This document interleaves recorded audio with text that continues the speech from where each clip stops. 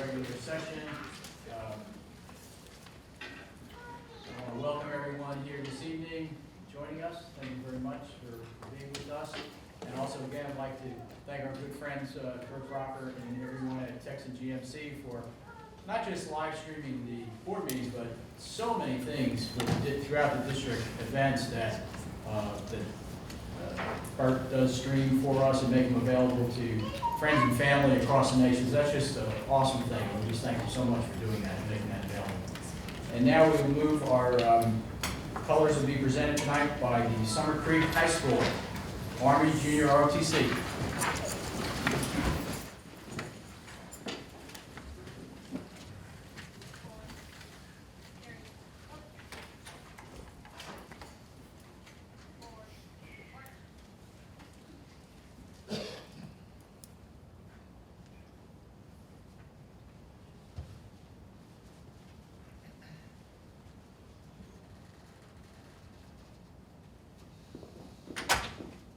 Color guard, pull, left, face,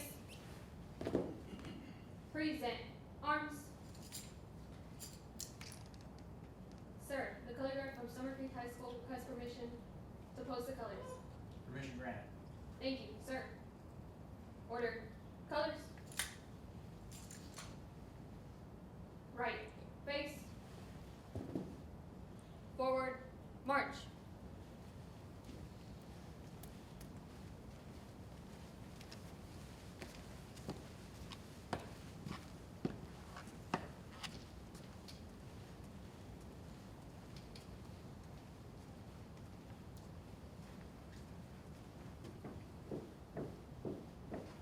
Color guard, hold, right, face, post.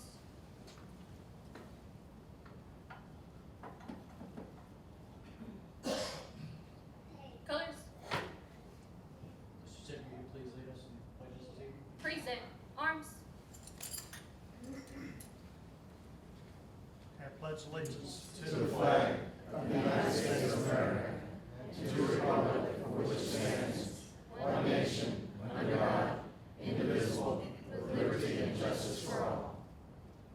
honor To to the Texas flag, I pledge allegiance to thee, Texas, one state, under God, one and indivisible.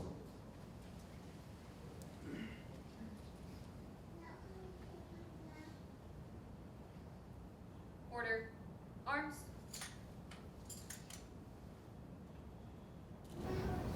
Left, face, forward, march. Forward, march.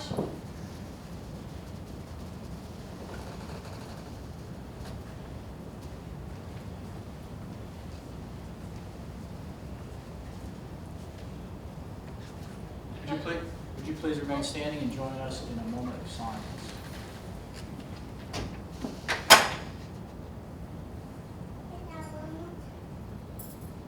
Thank you.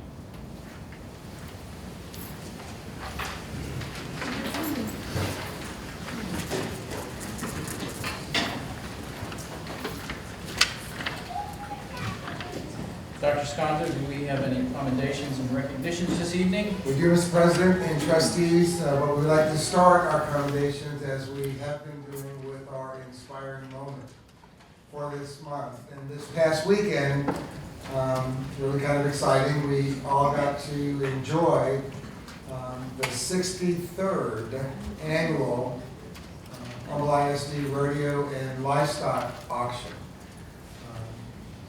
Really great family weekend events, but truly the highlight, from my view, is our FFA students and their showing their animals at our livestock auction. So tonight's inspiring moment is about that. And Winna, if you would please run the video.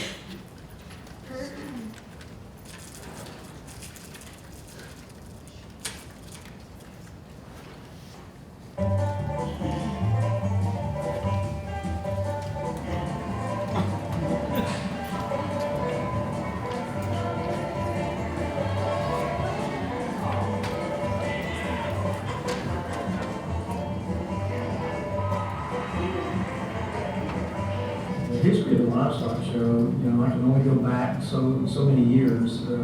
My first year was back in '78 when we started, and actually the livestock show and rodeo was actually located on Wilson Road, and we probably had about 150, maybe 175 kids. So it was just kind of, back then it was probably the only thing in town. This was kind of like the center of attention. So it was kind of it was the event.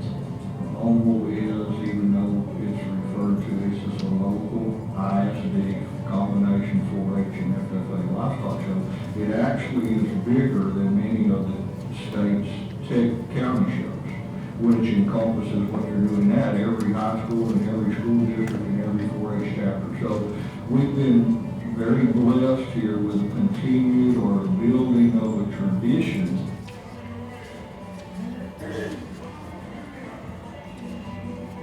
Every year around January, end of January, beginning of February, you see people just coming out from all over the community. And it's a really cool experience to see that many people get excited and interested in the rodeo and the cook-off, and then come out and support our kids. So we'll get the animals in October, and since day one, I'm out there walking my land, making sure he's getting the right exercise, feeding him twice a day, making sure he's getting all the nutrients that he needs to make a great market animal. And the process of raising an animal and showing it is actually a lot of work. I got my steer last year in June, and I had it all the way up to February to show. So it was 9 months of getting up at 6 o'clock in the morning, feeding, missing activities after school, like going with friends, whatever, because you have to be there twice a day. Yeah, it takes at least 4 months to raise an animal. You wake up every morning, you go up there, feed, and then after school you have to go and feed, and then you have to work with your animal, exercise them, bathe them, clip them, and it's a lot more work than just taking care of a pet.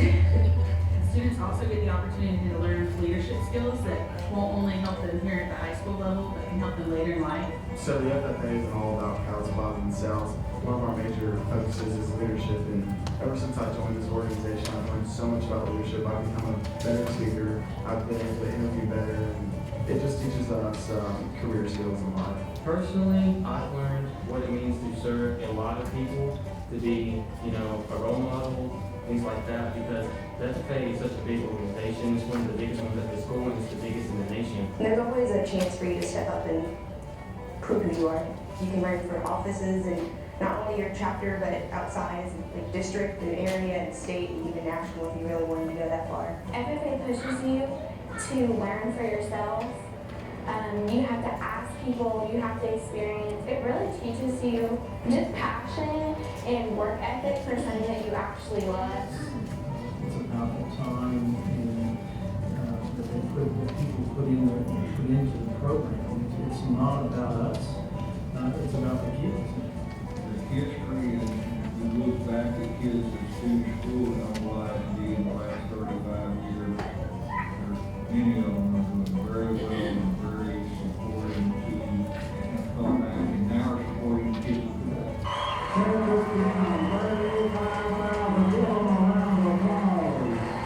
It feels great. I love having, because Dr. Sponzo, he is all into this, and I love that. I'd like to see the audience that you're showing, because it's still nice to know that all of those people care about what you're doing.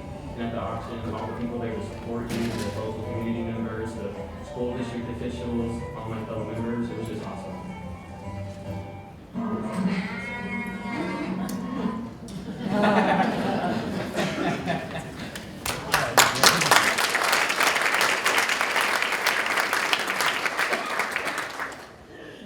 Very awesome, and I'm really excited to report that a record was set this year at the livestock auction. So in total, over $300,000 was raised for our FFA student scholarships, and we're just really excited about that.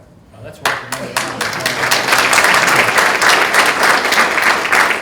So, Mr. President, if you'll allow me, let me make some introductions of stars who are here this evening. First and foremost, I want to introduce some of our student FFA officers.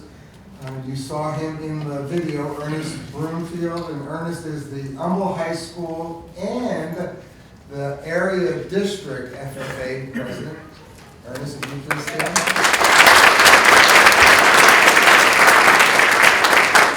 Kingwood High School's FFA Treasurer, Lauren Canales. Lauren.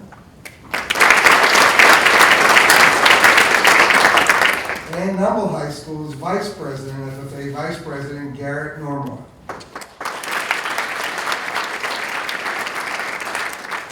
They are very, very special young people, and they work very hard, but they don't get it done alone. And so I want to recognize a couple of our FFA sponsors who are here this evening. Jessica, and you saw her in the video, Jessica Armentor, who is the Atascocita High School FFA. Soon to be our immediately past Teacher of the Year, the Humboldt High School FFA Advisor, Charlie Duke. And our CTE Director, who really oversees FFA and all of our career technical education programs, Dr. Marlene Morris. Last but not least, every year the Humboldt Livestock Show is dedicated to an honoree or honorees, individuals who in many ways really dedicated the vast part of their life to supporting FFA programming and the Livestock Show in particular. So this year there were 2 honorees, 2 now retired family members from Humboldt ISD that we miss greatly. Bodie Wagner was one. Bodie could not be with us this evening, but the other honoree this year is here and has his better half with him. Mr. J.C. Evans. J.C., thank you.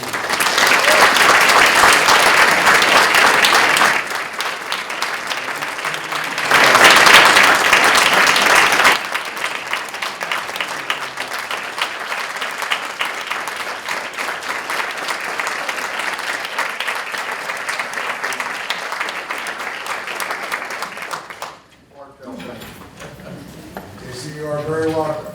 The lives you touched in our school district are in the thousands, and they're all better off for having had the opportunity to work with and to know you. But I don't want you to forget, for as great as you are sitting next to one of the most outstanding English and reading teachers this school district has ever seen, and that's Marianne Evans. Marianne, it's good to see you. Thanks for being here. So, Mr. President, for a moment, I'm going to turn it back to you to introduce stellar standouts, and then we'll have some commendation.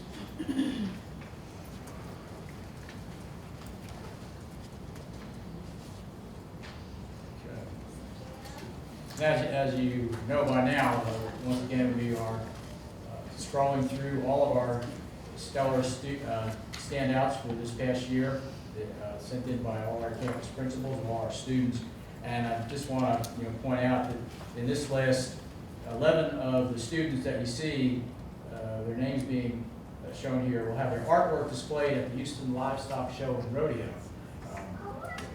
That's beyond, or it's just about roots? On the right. Okay. And 21 of our Humboldt ISD students have been named winners in the 2015 Scholastic Art and Writing Contest. We're proud of all these kiddos. They just do a great job. It's just great to see them. And remember that they're all these names each month are archived on the district website. So thank you, Dr. Sconzo. Okay, now we're going to move to more commendations. We have our commendations, and then we'll go to comments. Yes. We need to. Yes, if you will join me up front. Mr. President, we have 2 commendations to issue this evening. One for our super staffers for the month of February, and so I'm going to ask Jerry Mondaren to go to the podium to introduce them. And then when Jerry is finished, I'll ask Melissa Hayhurst to head on up to the podium, and we have a pretty extraordinary and I think very special commendation to make to a couple of our staff. Okay. So, just as a reminder, each month campuses and departments select an individual to be honored as a super staffer for their outstanding work in advancing student achievement.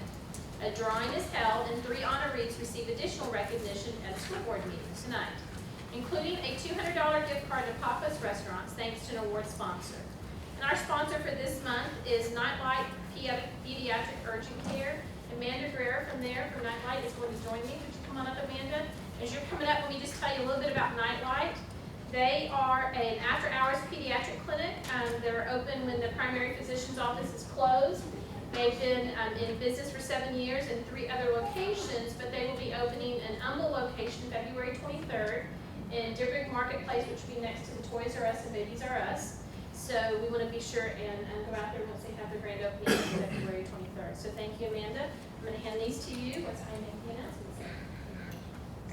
Okay, so let's start off with our elementary super staffer tonight, and that is Allison Wolf from Oak Forest Elementary. Allison, you want to come on up and bring your principal, Sherry Wazowski.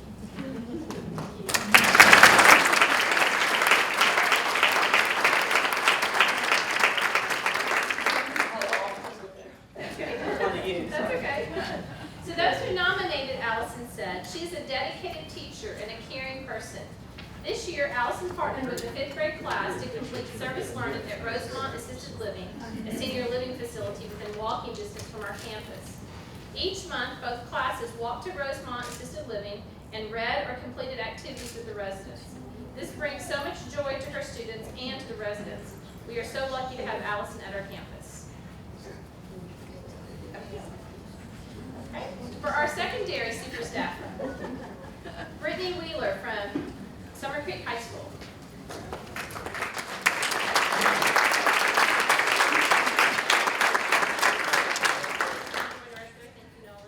Brittany is a social studies academic lead teacher, and those who nominated her said, Mrs. Wheeler helped develop community by providing holiday gifts to 118 students, which encompass Summer Creek High School, 2 middle schools, and 4 elementary schools.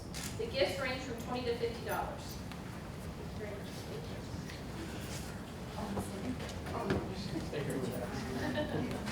And for our support staff super staffer for this month is Don Gilbert. And Kenny Kendrick will be joining Don.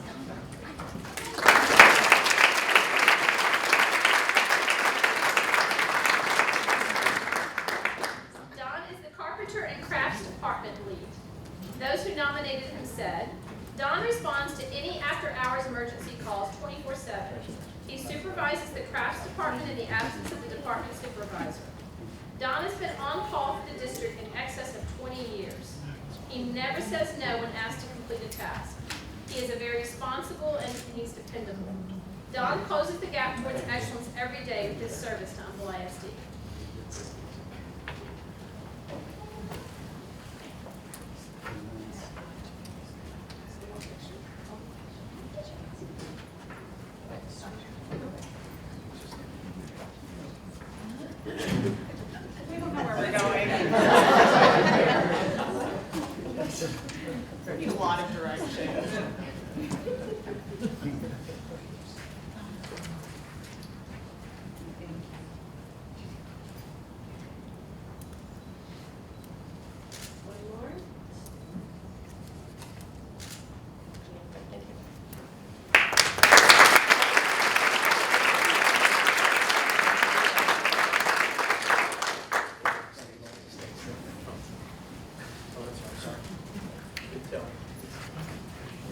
Good evening, Board of Trustees, Dr. Sconzo, and community members. I'd like to ask Donnie Bogren, the principal of Riverwood Middle School, to join me up front.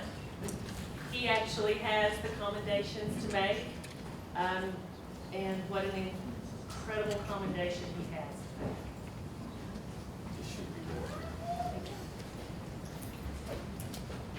Good evening. Tonight I've got a story that fortunately we don't have to tell very often, but tonight I think it's really important that we share it. Back in November of 2014, on the 18th, Riverwood Middle School had a tragedy nearly averted thanks to 2 very special staff members. And we're very fortunate tonight to have both of those staff members and I'm going to tell you the story of what happened that evening, but the staff member, that all of them are involved. So I'd like Karen and Greg, if you guys would come up with Mike and Roxanne. And as they come forward, let me tell you what happened.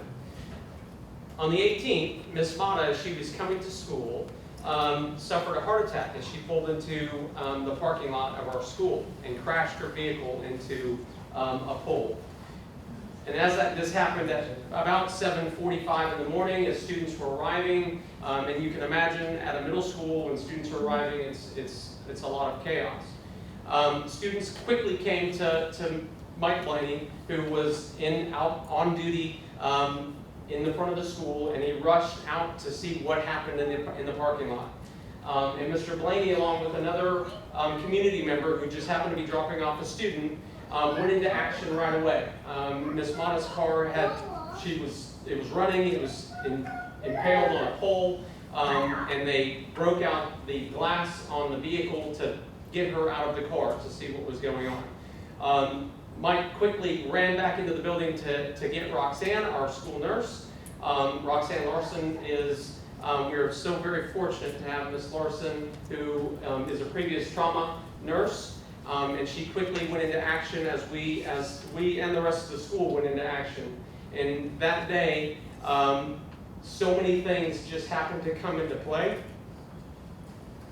But I can tell you, without these two individuals, it could have very certainly been a crisis that wasn't averted. So after performing CPR in the parking lot with Miss Mata and reviving her, the emergency personnel arrived on the scene, and emergency room personnel, the firefighters on the scene, and the paramedics all said that without these two people, Miss Mata wouldn't be here today.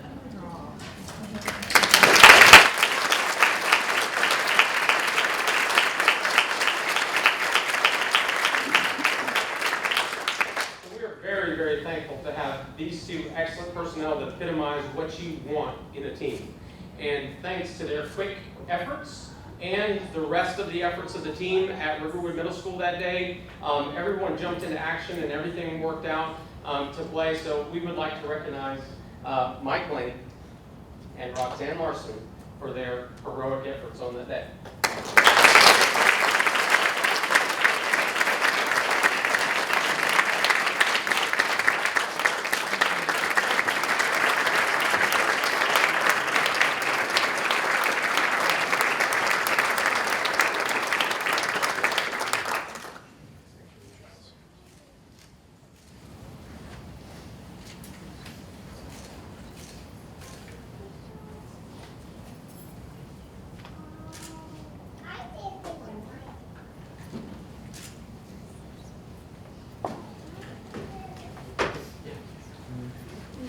Yeah, please, real.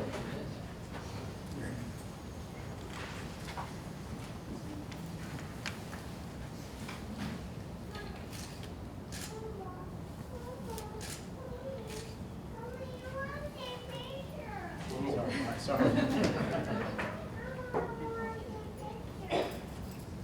Need it for my new Twitter page at Riverwood. Thank you. Thank you.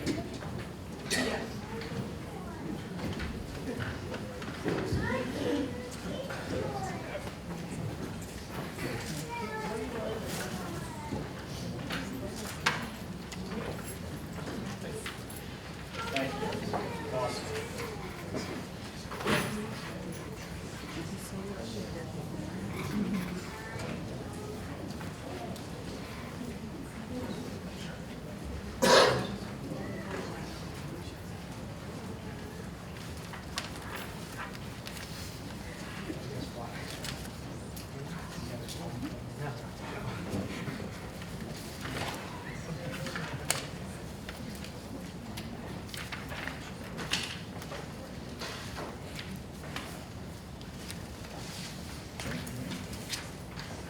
Okay, we are going to now move on to questions and comments by patrons or employees of the district regarding agenda items or other matters. And Michelle, this is the only one I have, correct? Ms. Southwick, please take the podium.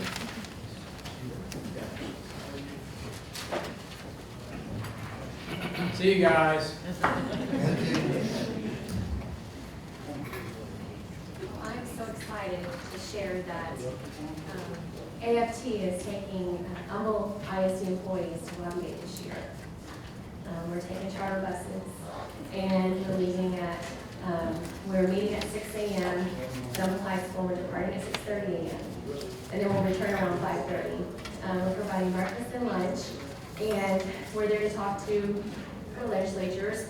And apparently we have a lot to talk about after the legislative committee last week, so we have a lot to share. So the flyers, I have flyers like this. Any of the employees can register online to go, and they don't have to be an AFT member to go as well. Get on the bus. It's real too. So, Thank you so much. Thank you. Okay, before we move into comments by board members, I just wanted to let you know, I realize there's 2 seats empty this evening. Mr. Rushing unfortunately had to attend a business meeting, so he sends his regrets, sorry he could not be here. And Mr. Angelani unfortunately came down with something earlier today. He called me, and I thought it was the best advice to tell him to stay home and not be coughing and sneezing on us, but just so he feels better. So anyway, so that's why they are not able to be with us this evening, so we were just a little short of hand. With that, I'm going to go to my right, Mr. Lopez. Great. I hold my comments about the rodeo and the cook-off. When it gets to the foundation portion of the meeting, I want to recognize Michael Blaney and Roxanne Larson again. It's a wonderful thing that we have people like that. Not only have the ability, but just to step in like that, to basically save someone's life. It's an amazing thing.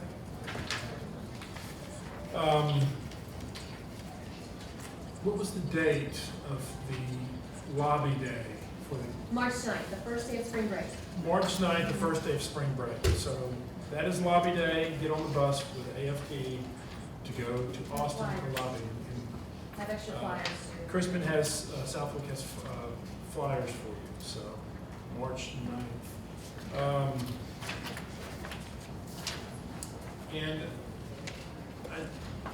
January, it's just, for school board members, really an awesome meeting because you get so much stuff and thank yous and everything else.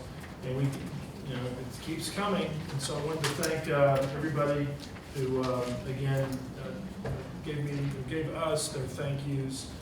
We really appreciate it. And again, we don't do this for the thank yous. We do this because we truly care about our another big one tonight? Yeah, another big one tonight.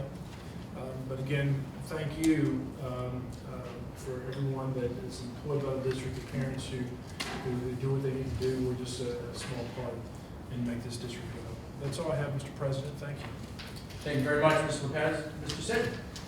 Yes, I will be brief for the first time in a while, but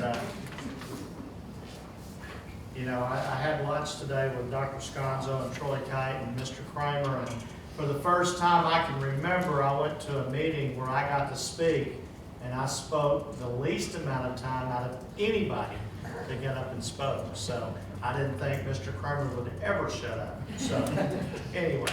So enough said there. I know that J.C. Evans and Mary Ann left already, but man, what a tribute to them on Friday.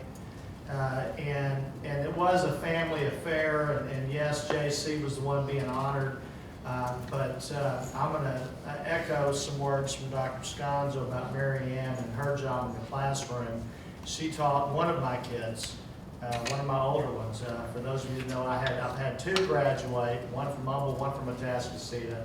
Had so much fun, I started over, so we have one in elementary and one in middle. But she was a fantastic teacher, fantastic mentor, and I'm glad to see them here tonight. Also, we're getting down towards the end of basketball season, and I believe, as it stands right now, 8 of our 10, is that right? 8 of our 10 basketball teams, boys and girls, are going to be in the playoffs. So that's a tribute to our athletic department. So very proud of them. And let's see, I think, and next Monday, they probably still have a few slots available for the Humble ISD golf tournament. That's the big fundraiser that they promoted last month. that benefits all of our golf teams. They raise a ton of money for our golf teams, and basically they self-fund that program through this one golf tournament. So it's a collaborative affair across the district.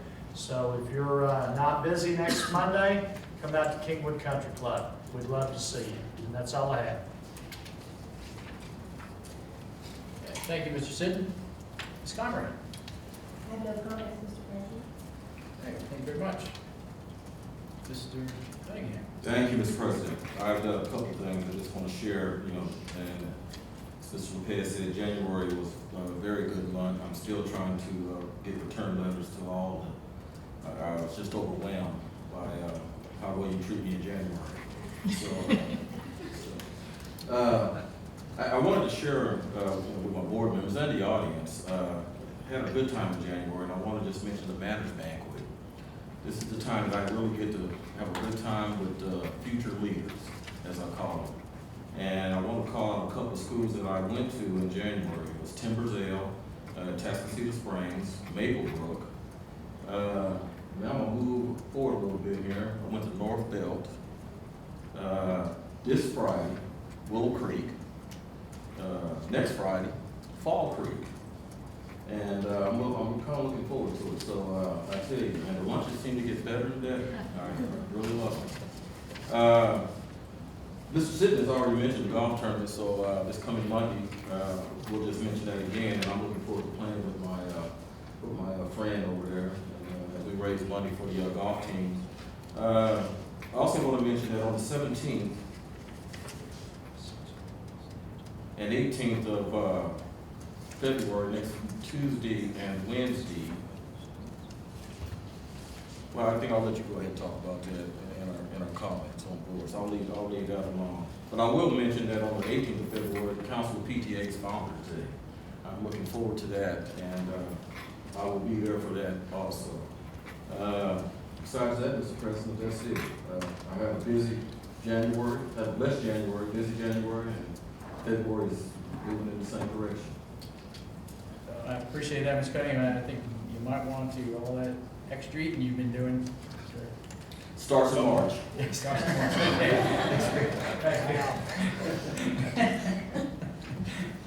And I just quickly, I just want to mention we met with the judges from HEB. As many of you may know, we had the honor of being selected as one of the 6 finalist districts in large school category for the state of Texas for the HEB annual award. We've already won a $5,000 payment gift, and the winning district wins $100,000. So we met with them today, and I'll tell you, our students that were there representing us, I had the honor of representing my colleagues there from the board, but hearing our parents, community leaders, volunteers, students just tell our story, it was just great. And these people asked some very appropriate questions, and those guys were all up for the challenge. And they told Dr. Sconzo later that we actually kept them in overtime because they were supposed to be leaving at 1:45. It was after 2 before we finally got up to leave. So it was a very good experience, and the district was represented very, very well.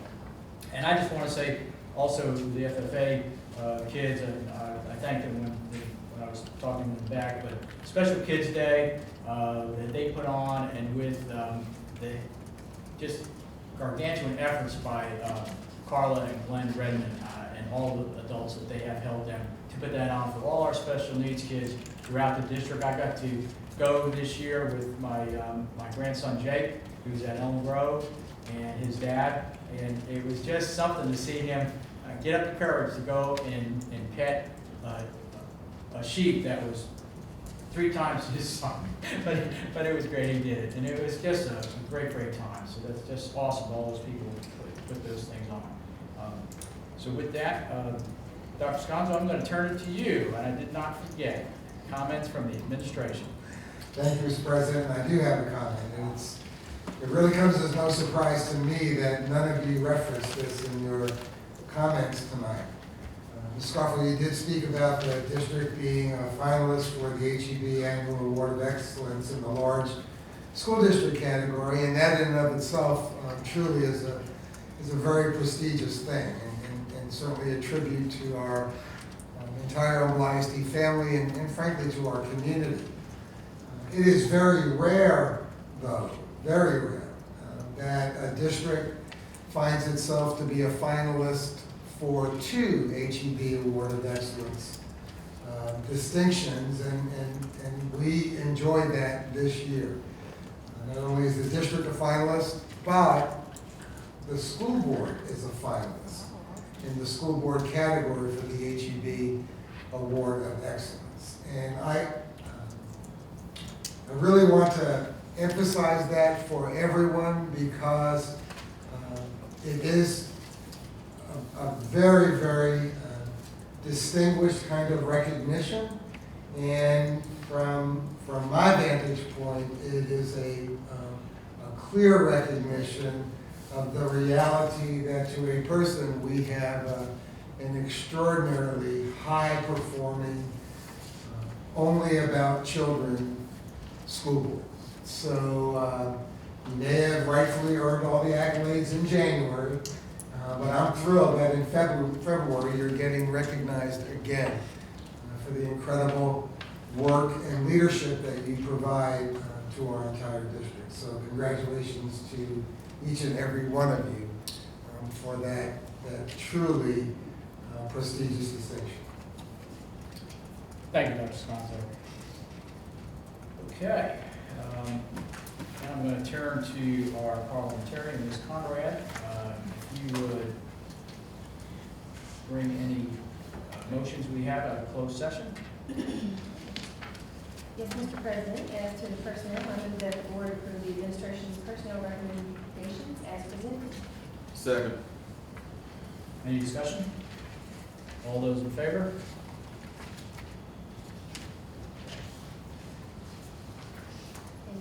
And as to the minutes, I move that the board approve the minutes for the regular board meeting held on January 13th, 2015.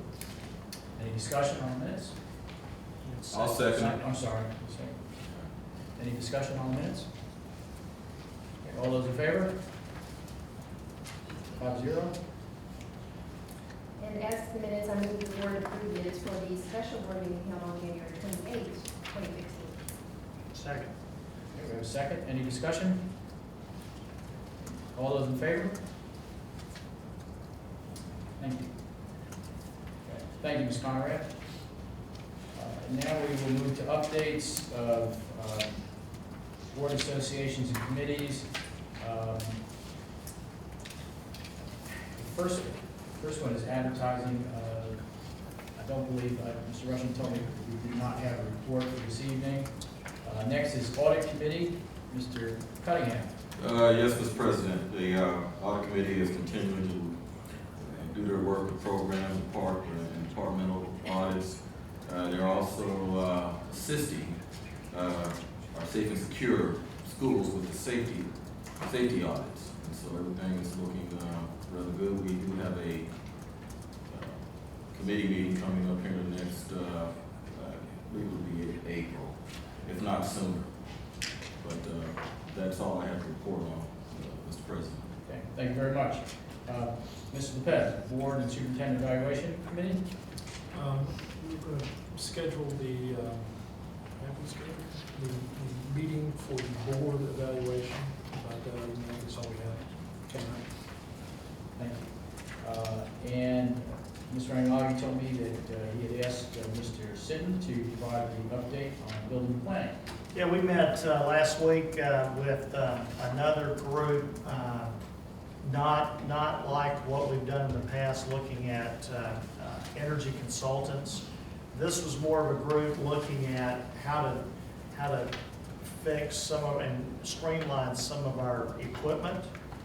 And so what we've asked them to do, I mean, on the surface it sounds good, but we don't know what the price tag would look like. But taking some of our campuses that are using multiple types of devices, streamlining those into the same type device, monitoring, more efficiency, as they would say, it would pay for itself, but again, we haven't seen the numbers yet. So that's pretty much what we talked about at this meeting. And then, of course, our normal projects that are ongoing and so forth. So once we have a little more information, we'll bring that to the rest of the board and let you see and make your own judgment on what we talked about as far as that. Question, Mr. President? Yes, sir. Will that include, bringing to the board, is that a workshop, or is that just do a regular board? It would probably be, I would guess, I don't know, Dr. Brown, I mean, I think we're too early to say if it would go to a workshop or a board meeting. It was really, we kind of, the consensus was we didn't really like just the consultant and savings type program. Right. What I liked about this with the building program we're about to embark on, they could be a big player in that and making sure we're getting the right devices and the right mechanics and machinery going forward, but then also giving us some type of proposal on how to retrofit some of our older campuses to bring them up to speed from an efficiency standpoint. So again, just preliminary, just giving us the broad strokes. Have not seen a price tag to bring to y'all, so that's kind of where we're at on that. Okay, thank you, Mr. Sid. And I was just curious, because I know we've got some facilities that have cool storage systems and things of this nature, so. Yes. Just was wondering. So. Well, and one of the keys as we looked at it was the chiller replacements. Right. You know, and we've got one now. Very that good. We're having to do. So this is looking at inventories, looking at replacement cycles, and how that fits into the grand scheme of things going forward. Thank you, sir. Dr. Brown, anything else to add to that? Did great. Okay. Okay. Thank you, Mr. Sitton. And, next, Mr. Lopez, back to you, Education Foundation. I think as most everyone knows, this last weekend was the Young ISD Education Foundation rodeo. The weekend before last was the cook-off. This last week was the rodeo. We have no official update yet on the results. We do know that Friday we sold the most tickets in the history of the rodeo. So that was a record-setting performance. We're really excited about that. We don't have a final count, though, of how much was raised, but it was really a big success. We want to thank everybody who went out and supported the foundation and supported the school district by attending the rodeo and donating and volunteering and doing everything to make it the success that it was. And it's just really exciting. We can raise this money, and all proceeds are going to go to the Education Foundation, which directly fund our kids. So again, I just want to thank everybody for all the work and support and effort that went into making the rodeo this year a success. Thank you, Mr. Lopez. Next is Finance Committee. We met today, and we were planning our bond sale and bond refinance coming up in the April-May timeframe. So that's all in place. We're moving forward on that to kind of dovetail with what's happening on the Building Planning Committee as we get ready to start construction, start the planning, as those things come down. And we actually, on the 24th of this month, we will have this is really our first official budget workshop. We're already there, so we're kicking that process off. So a lot going on every place you look. And next we have Legislative Committee. As I said, Mr. Rushing couldn't be with us this evening. I'll turn it to Mr. Cunningham and Ms. Conrad. A lot of people were here the other night for the meeting. That was great. Ms. Conrad. We did. We had our update the other evening. Dr. Sconzo had a presentation to fill us in on a few updates with our finance trial, as well as some interesting bills that have been put forward. So that update is available on our website. Our Public Information Department has provided a website for us for the 84th legislative session. That's under the Information tab. And the presentation that Dr. Sconzo shared with the committee last Thursday is posted there if you're interested in reviewing that. Additionally, we'll be in Austin joining the Chamber of Commerce on their trip, on their legislative trip on the 17th and 18th, so that's next Tuesday and Wednesday. So we'll be jumping down on their agenda for Tuesday and Wednesday. Thank you. Mr. Sid, program evaluation? Nothing new to report. We didn't meet, we're not meeting in February, scheduling conflicts. We are going to meet twice in March and once in April. So I should have more information for you next month. Okay, thank you. Okay. Next is technology and data governance. Ms. Conrad, back to you. And we have met a couple of times since our last board meeting and finalizing the technology plan. We met with the committee and provided our feedback on the technology plan, as well as continued our discussion on the data dashboard. And I shared that with y'all to get back with us on any feedback that you have in terms of indicators you'd like to see on that dashboard. So we're looking at ways that we can utilize some tools that the resources that the district already has to provide that dashboard, but we need to know what indicators are important for us to display there. So. Okay, thank you very much. Okay, now we have moved to that part of our agenda where we're going to consider the items we have placed on the consent agenda. Questions come to Dr. Sconzo prior to our meeting, so some of those questions get answered, and items not always pulled from the meeting. It's not that they haven't been discussed, gone through very carefully. So we are going to start under, there's nothing under governance considerations as far as an action item. We'll move to superintendent's division reports and considerations. We have one item. Ms. Conrad, are you ready to go with me here? First is item A, calendar for 2015-16 school year. Consent. Next, moving to learning division reports and considerations. Item A, internet access for E-rate funding year number 18. Consent. Next, exception to elementary class size limit waivers. It's consent. Next, item C, Medicaid administrative claim intergovernmental cooperation agreement amendment. That's consent. Next, creative breakthroughs, technology renewal for semantic antivirus license. That's consent. And the last item under learning divisions is website software. That's consent. Okay, moving to financial services division. Item A, tax refunds. That's consent.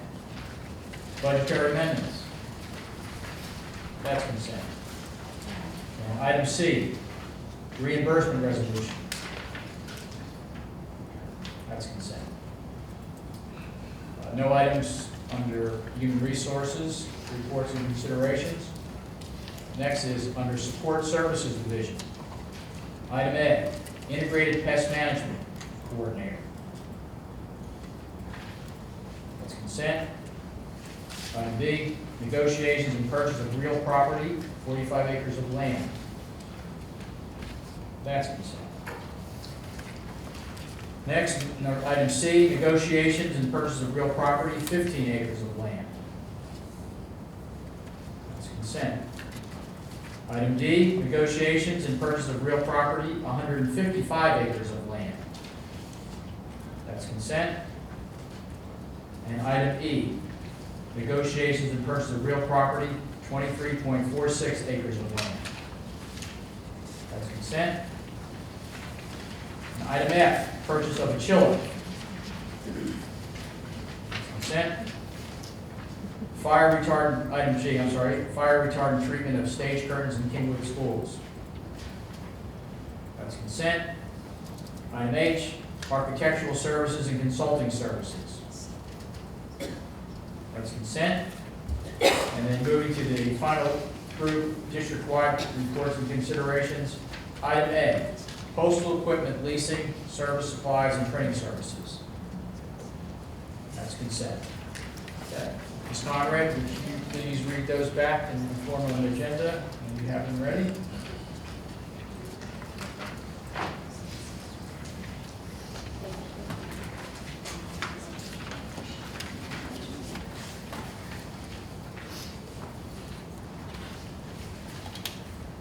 Mr. President, as to the consent agenda, I move that the board approve the following items by consent. Under Superintendent's Division, item A. Under Learning Division, items A, B, C, D, and E. Under Finance Services Division, items A, B, and C. Under Support Services Division, items A, B, C, D, E, F, G, and H. Under district-wide, item A.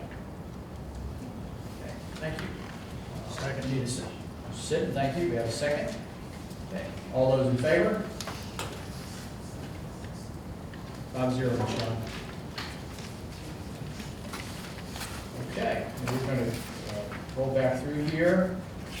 Starting under governance reports, we had a report, TASB Update 101. Mr. President, we provide that to the trustees this evening as an information item only.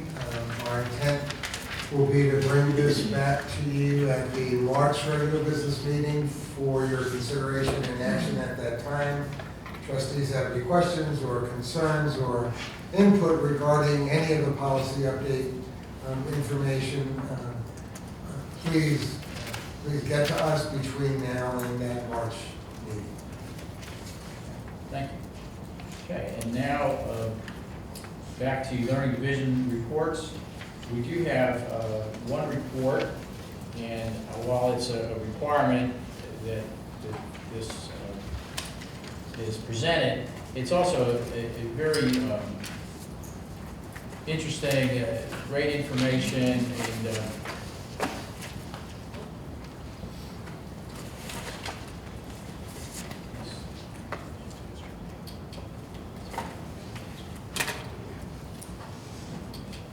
and Ms. Atwood and all her staff, putting this together, it's just some great stuff, and hopefully you can see, we've had the opportunity to look at it prior. It's just a lot of good information. She's going to take us through it and open it to the board for any questions. Ms. Atwood, you got that ready? It's all yours.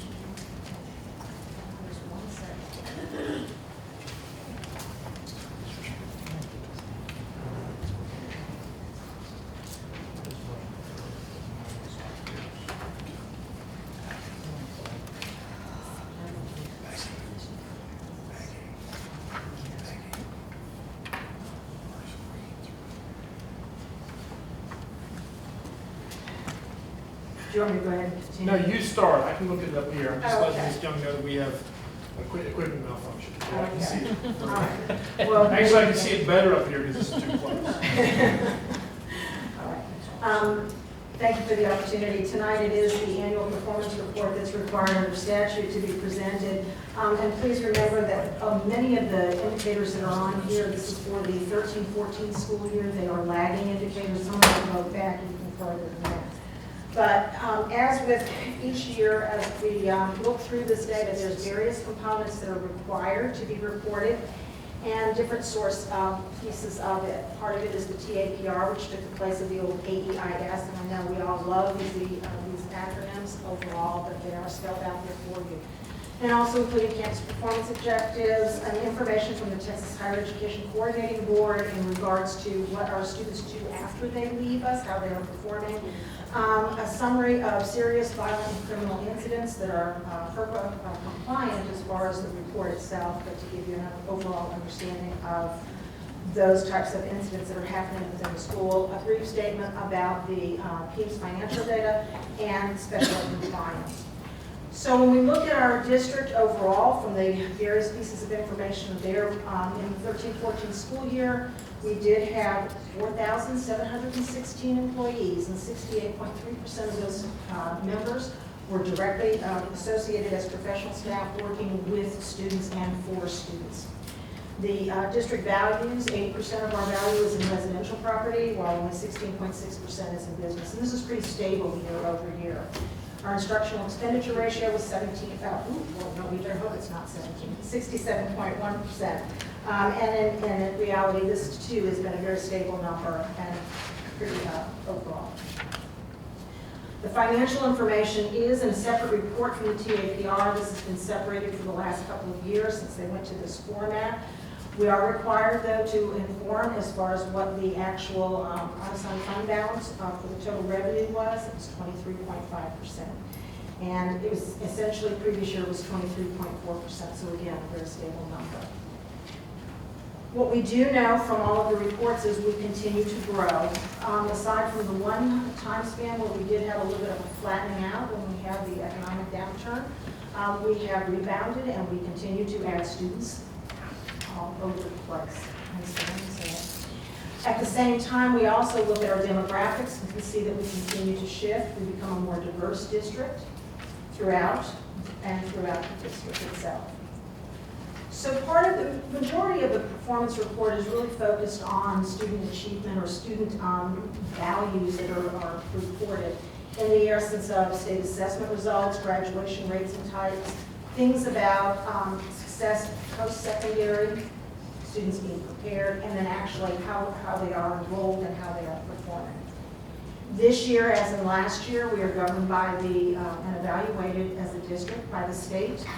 According to the index system, this is the new latest graphic that TDA produces that emphasizes the 4 areas of student achievement, student progress, closing performance gaps, and post-secondary measures. If you keep in mind on each one of these, most of these are very highly dependent upon. Actually, all 4 of them have components of the state assessments that are rolled into them. It is only the 4th one that has some other variables that are included in it. The other thing about the accountability system is you can either be met standard or improvement required. There are distinctions that are available at the campus level. There are 7 of them. And as you can think about it, the distinctions are really about peer group comparison. Campuses are looked at according to 40 other campuses across the state that match them as far as size, mobility, economically disadvantaged, and overall diversity. I'm very glad to report to you this year, as last year, all of our campuses in the district met standard. There were 23 distinctions that were earned by 14 of our campuses. Again, that's very standard. So what does that look like when you look at all of those hundreds of thousands of tests and other pieces of data that are gathered and moved forward? What you see here is the graphic representation of the district's performance that's published. Each of the indices are measured in a bar graph to give you an idea. The green bars that are here represent what the threshold was to be, you had to achieve at or above in order to be considered as met standard. And in the system, you have to meet standard on all 4 of the indices in order to be considered as a met standard district and or campus. The data that goes into it as far as maximum points earned, out of the total maximum, and the actual index scores, those values are given here as far as what it is. The district did not earn a distinction. We were really only eligible for 1. We did not earn the post-secondary distinction, but we continue to move closer towards that. Also included in this report are system safeguards.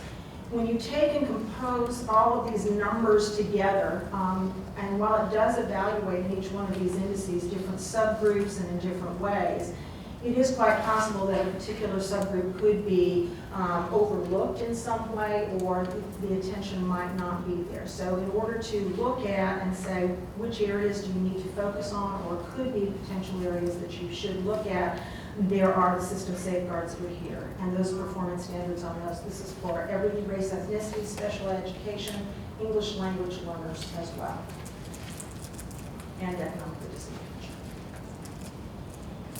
We continue to look at our dropout rates. We know we want our students to be at school, coming to school, and learning. Once again, at the middle school level, they continued with their 0% dropout rate. For 9th through 12th grade, the annual dropout rate was 0.8%.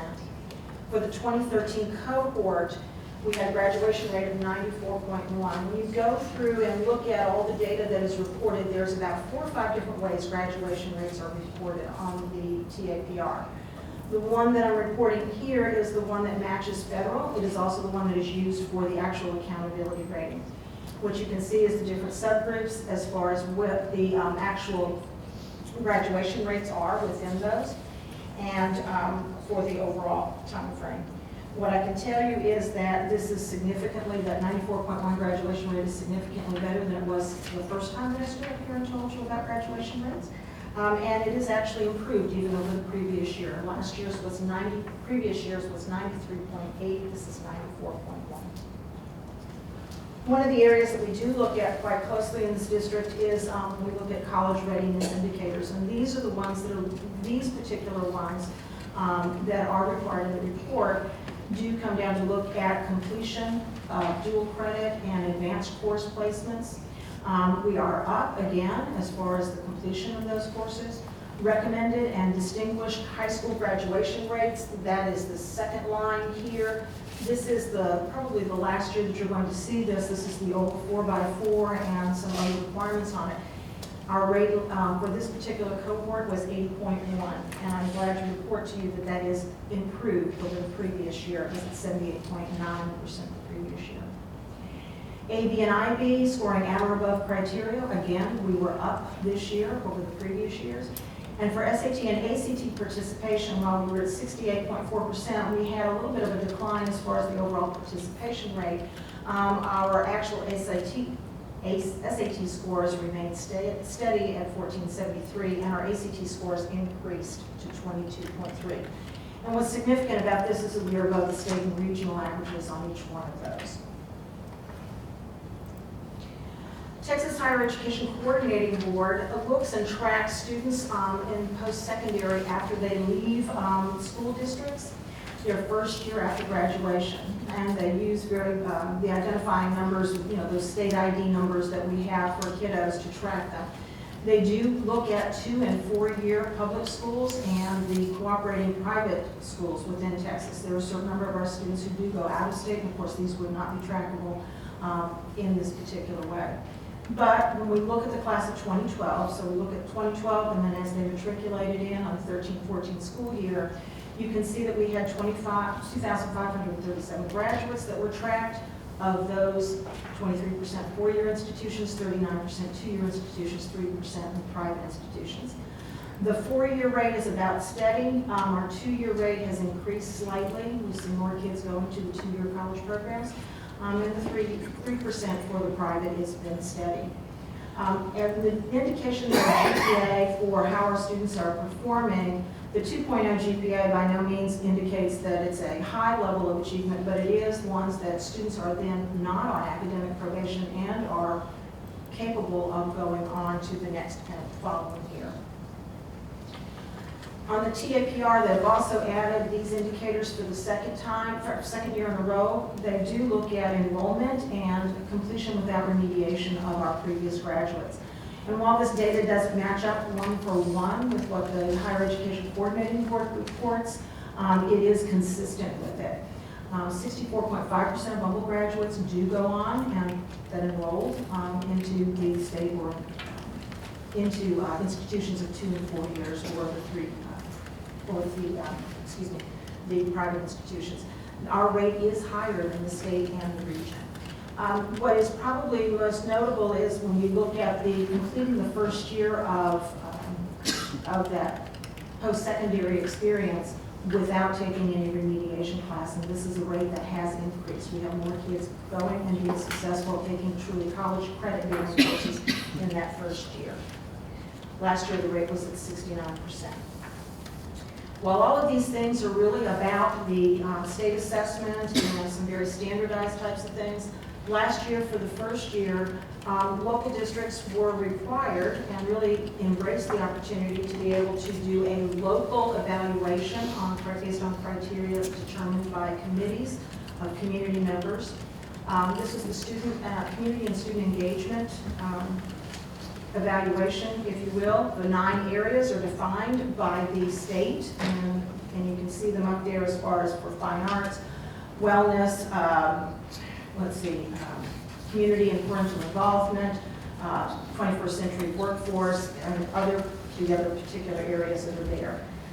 Last year I talked to you about the different type of community process that went through with this with over 100 people. We added 23 new members to the committees this year in order to look at and evaluate. As you can see, the district rank overall is recognized. This fall, as committees reconvened, new members were added. The rubrics and the criteria were reevaluated this year and disseminated feedback, the whole process, and are now in the process of being looked at overall. All of this information is posted on the district website. As part of the report, we are required to report to you serious and violent criminal incidents. These are the ones that we look at as state mandatory removals to DAEP or state mandatory expulsions to JJAP. And you can look at, there's a chart within the packet that defines most of these. These are the ones that are the big crimes, if you will. And you can look at those, and the data that's presented is FERPA compliant. What I can tell you is that in total, it is less than 2% of the total incidents of all discipline incidents in the district, and that is down slightly from previous years. We tend to hover right at that 2%, level. We're below 2% this year. We were above it the previous year. One of the other pieces is the special education compliance status. This is a state performance plan for special education. There are 14 indicators. They range for, again, looking at special education students for graduation rates, dropout rates, participation and proficiency on state assessments, suspension expulsion rates, actual educational environments for grades ages 3 through 21, how inclusive those are, or the childhood outcomes, disproportionality, parent participation and involvement, timely evaluations, the list goes on. What I have told you here is that indicator 11 is the one that I've indicated. Indicator 11 is about timeliness of assessments. There is a time window when assessments are to be completed. If you miss on even one, you are considered non-compliant. What I can tell you is that on this one, we are under review with TEA right now because we have a couple of them that were not completed, and we can attribute it back to snow days. The calendars got kind of out of whack as far as overall. TEA is looking at it, and we're evaluating the data. They will go back in and reevaluate the actual status. So we anticipate that being switched to a compliant standpoint. District and campus improvement plan goals and objectives for the current year are also in your report itself. They were approved, the actual goals were approved last spring in 2014 in the 5 areas, that the board had put forward last year. And those constituted the framework for those particular plans. What I can tell you is that this year we are, with the adoption and the work we've done with the strategic improvement planning, those pillars, those goals, and those objectives are being worked into the new district improvement plan and campus improvement plans for next year. And to that end, this is the actual plan that is posted as the guidepost for as we move forward for student achievement, service, people, and finance, the actual goals that are there, and then the objectives underneath of those values. Now, these values apply to data pertinent to this year based on the end of last year. They will be reevaluated at the end of this year, and new values will be put in there as far as goals. What you can see from here as far as this is that we have begun the participation in the district services survey as well as the employee engagement and parent survey will be administered later this spring, and those values will be added as well. One thing I did want to point out to you is that TEA has released and has posted as of the end of January what they're calling their Texas School Accountability Dashboard. This is really a lot of data that's in a lot of these hard reports that you can go and look at the 35 and 45 page report all at once. I mean, this dashboard is a way for you to be able to look at this data in a more graphic fashion. The website is here at the top, but really this is the home page when you come in there. This is the state data that's displayed. You can go in and look at finding your district or finding your school, or work to compare districts or compare other schools. And then there's also other information as far as definitions and some other pieces. But when you look at this, you can very easily go in, if you go in to compare your district, and put yourself side by side with another district as you would want to look at it. Now, this is historical data, and it is predetermined as far as what it's going to look like. But it is a quick and easy way for you to either look at a district side by side or campuses side by side. And again, it's the same kind of information as far as enrollment and demographic. What's probably most interesting about if you go in to look at this on the side by sides, you can pick in as far as the districts to look at similar size, type, tax rate, property, wealth. You can choose that, and it will filter through for those for you within the district.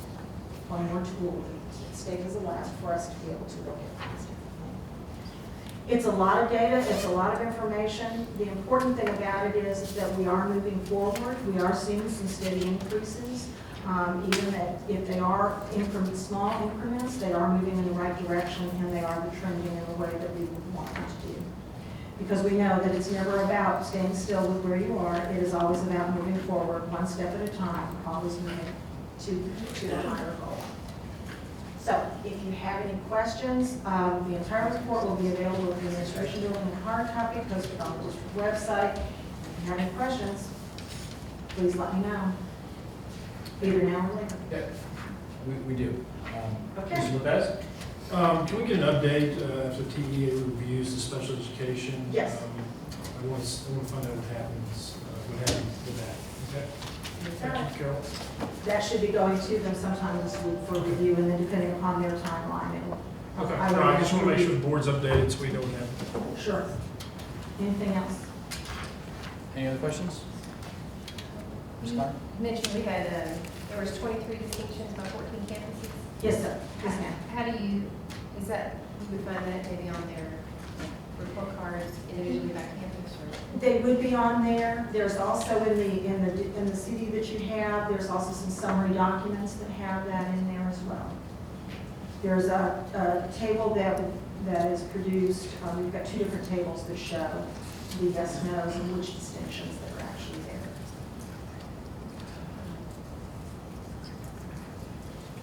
Do we know Yes, you may. You found you mentioned a peer group comparison? On the distinctions, it is always, the distinctions are determined based on how you perform with your peer group. So for a campus, what TE does is they look at your size, your economically disadvantaged, your mobility, various characteristics. And they match you up with 40 other campuses from across the state that are most like you. And then within that, then the data for how well you are doing in, say, reading English language arts, or in mathematics, or in student progress. Those particular compared with those campuses. And if you fall within the top quartile of that, then you receive the distinction. Do our campuses know who's in there? Yes, they do. Those lists are normally produced in late summer, normally around in the August timeframe, July-August timeframe, and those are shared. As soon as they're released, they're shared, and then they come back with what the actual standings and the analysis of the data. And I believe we shared also those groupings last fall at one point at a board member's request, if memory serves me correctly, but if you're interested in receiving those again, I'll be glad to forward those.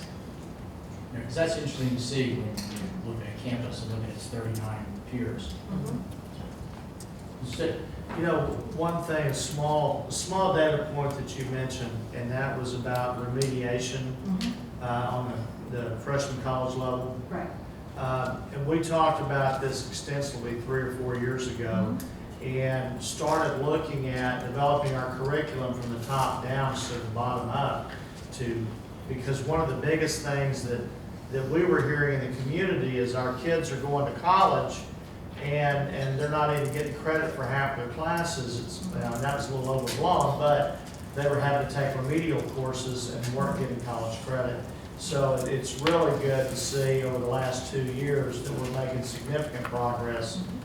So that, I guess, Dr. Sconzo and Dr. Price and the curriculum group And the academic side, you are making a lot of progress with the new curriculum going from the top down and closing that gap. So our kids are really going to college prepared and ready to go. So hats off to you on that.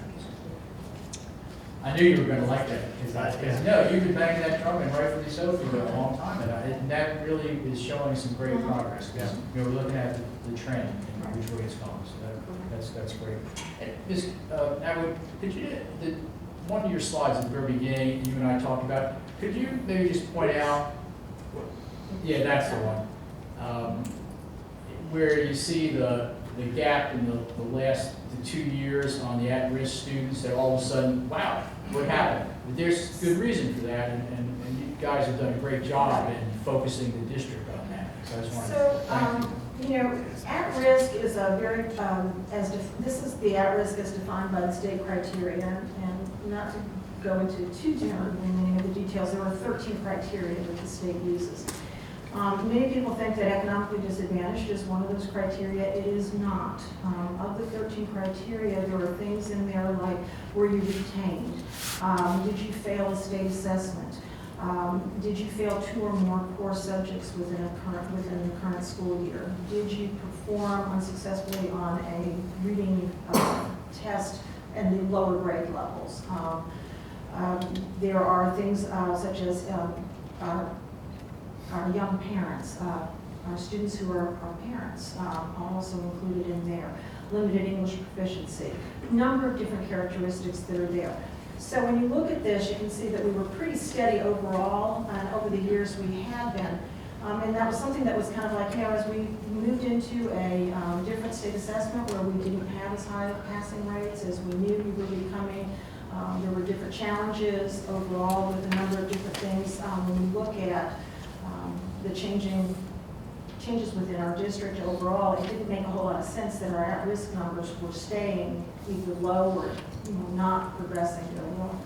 What we've done in the past year or two is really look at and examine our practices on really identifying the students who are at risk.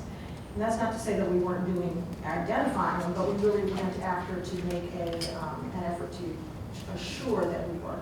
Part of that because state compensatory education funding, which is part of our general fund budget, is set aside for supplemental services for at-risk students. And so it's got a connection now that you have to, if you're using those funds, you've got to be serving at-risk kids. So we want to make sure that our kids who are at risk are identified so that we can be providing all of the types of services that we can through all of the different funding mechanisms that are available. Thank you. Any other questions? Okay, if not, Ms. Atwood, thanks very much, and please let all you folks know we appreciate all the effort going into putting this together. Okay, and we have one more report. Probably won't take quite as long to go through on your financial services report. If anyone has any questions, Dr. Sconzo on it, the tax collection report is there. If not, then we will move to the item 8 on our agenda, future board business. Is there anything anyone would like to put into our parking lot or sitting? Well, it's not necessarily a parking lot issue. I didn't pull the land purchases on the agenda. But Dr. Sconzo, I know it came up at lunch today.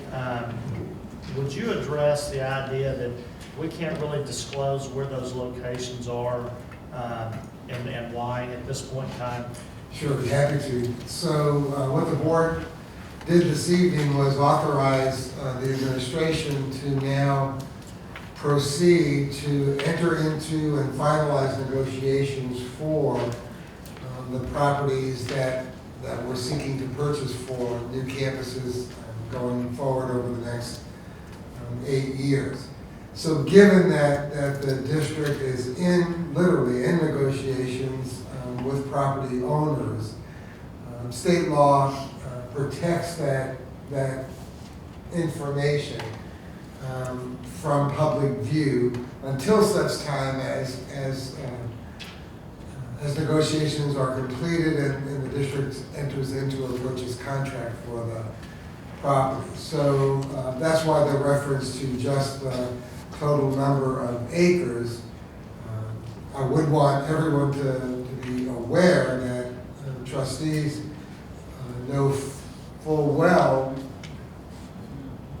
the landowners that we are negotiating with and the conditions, and have provided the administration with the parameters for negotiations. So even though the board is authorized our negotiating and finalizing an agreement, it's within the parameters that have been defined by the board. It's not an open ticket to just negotiate whatever we want. Thanks. Thank you, Mr. Sidney. Michelle? Okay. Well, with that, I am going to gavel us closed at 8:23 p.m. Thank you.